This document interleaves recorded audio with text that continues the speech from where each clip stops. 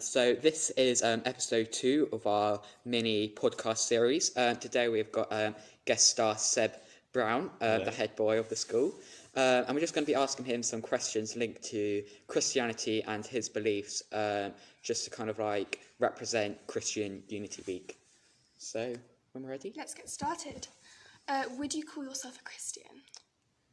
Yes, I would say I'm kind of on a faith journey, which will take me loads of places in my life. But right now, I would say I'm a Christian. Yeah. Do you go to church? I do go to church. Yes. Are you denominational? I would. Yes. I'm Anglican, in Church of England. Yeah. Why did you choose to come to St. Bede's? Well, it's a great school. that's kind of the thing that lots of people talk about. Yeah. But for me, it was mostly it's local. I cycle like 5 minutes, and also from being here, atmosphere's great, and yeah, the first choice by far. That's great. So now we're going to be moving on to some more serious or controversial questions. So what are your views as a Christian on the LGBTQ plus community? I completely support it. Fundamentally, completely support it. And also, what are your views on like assisted suicide? So yeah, I was thinking about this one, and it's all about kind of suffering, and if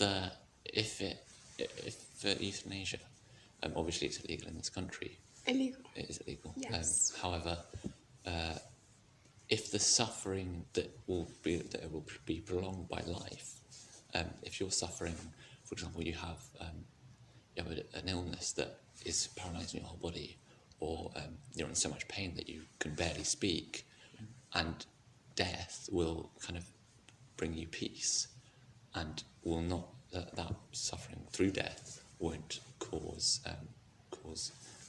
as much grief for your relatives, then I think it is, of course it's personal, and it'll be different for every person, but in my view, it's okay. It's an okay thing to do. Because I guess you could say, like if you're taking like the literal kind of view, it would be like, oh no, it's wrong, I shouldn't do it at all.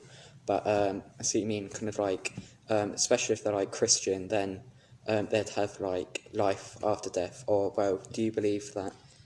Well, so this might be a bit controversial here, but because I said I was on a faith journey, and there's a kind of middle point of this kind of cycle of life, and I don't necessarily believe in that there's a bad place, there's a hell, that you go there for the rest of eternity and you'll just suffer, because I don't think that a kind of loving God would allow that. So how does that relate to the Bible when it says there is? I know that. Do you think that it doesn't say that? So I know that there's lots of explicit references to hell and heaven. And heaven, yeah. Yes. And so I do think that there is a place somewhere that you go and kind of rest and find peace, like heaven, there's kind of bliss and all of that. But yeah, there's a longer journey that's not, and then once you die, you don't necessarily banish forever. You can maybe have another chance. So what do you think of purgatory? Do you believe in it? As an Anglican, no. However, in the sense of being purified, yes. If you see what I mean. That's kind of a bit blurred, but no, I understand completely. Yeah, cool. Do you think there's anything in the Bible that kind of contradicts with science? Science, all right. So I know that in theology we do this a lot about kind of Big Bang Theory and creation. So I'm pretty liberal, but Big Bang Theory, everything comes out bang, and it all appears. God may not have created it in 7 days. Yeah. It is a metaphor, but it's a stronger metaphor than just it's just a verse, and they're kind of they're saying that God, he's the creator and everything, but I think it really means that God is the creator. He does love all of us, and by evolution and stuff, he created that principle, and with the Big Bang, conservation of energy, nothing can come out of nothing, right? So do you believe nothing can... Well, can something come from nothing, do you think? With God's intervention, maybe, yes. Just I really like the kind of idea about the presence of God, that he's kind of just there, just everywhere. And you can kind of tap into it sometimes and feel like everything's okay. Yeah. And what are your beliefs on miracles? Because a lot of them science can kind of like prove, but there are some unknown. So loads of different miracles have happened, and millions of stars coming out and sun being super bright, and in the healing ones, I think I really like the healing ones. That yes, you could go into science and say, oh, this is just placebo, and people have suddenly kind of believed in God and everything's okay. But even believing in that placebo in itself is God's work. Him saying, oh, it makes everything better, even if that kind of works with science. Yeah. So on a more personal level, do you say you have any experience in miracles yourself? No. I'm sorry, this is very boring. But I do have there was a grandfather's always he always talked about this. He saw I can't remember what it was called, but it was like, it wasn't St. Elmo's fire. It wasn't the fire you get when like climbing a mountain. It was, I can't remember exactly what it was, but it was super rare and awesome, and he kind of took it as a sign from God, and then became this awesome person. So I guess like kind of a miracle, and yeah, no, none from me, I'm afraid. Okay. None from me. That's all good. You said your great-grandpa believed it was a sign from God. Has like Christianity or religion like always been in your family? Like your parents, are they? Well, so from kind of ancestors. Yeah. Super Christian, kind of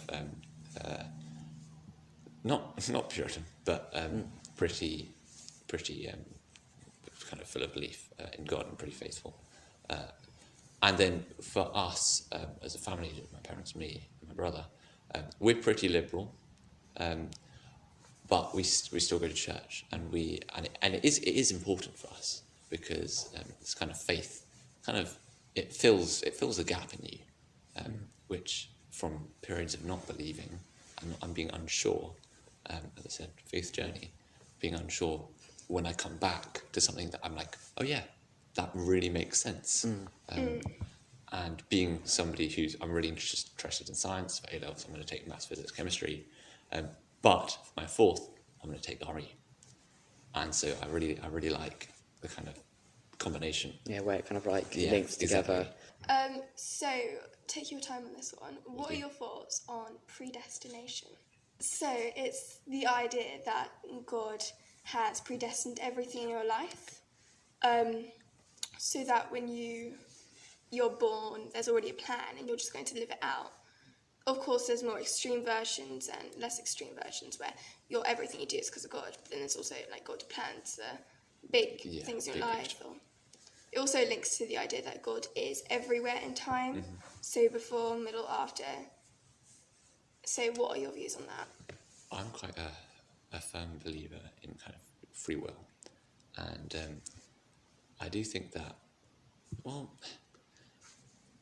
there might be a plan, and then we couldn't know about it because that's kind of, we can believe in it, but I couldn't say for sure. What I believe though is that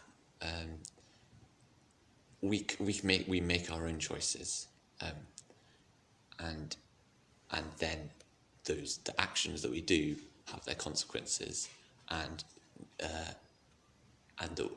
that means that when we make a good action, we know that it's because of us and not of God. So we know that we can be good people without God saying, "Oh no, you're going to be a bad person for the rest of your life." because of these kind of universal morals and universal ethics that God obviously has put in place. Because if he gives us kind of a direction, then he could be contradicting his own things that are right and wrong. Thank you very much for taking the time and thought for all these questions into Church Week. We look forward to sharing them in the coming week. Yeah, that was really interesting, actually. I think I personally mostly agreed with most of your views. I too, yeah. Yeah. I think it's Anglican beliefs. Yeah. Well, thank you very much for coming, as I said. Thank you. And yeah. Cool. Thank you, guys.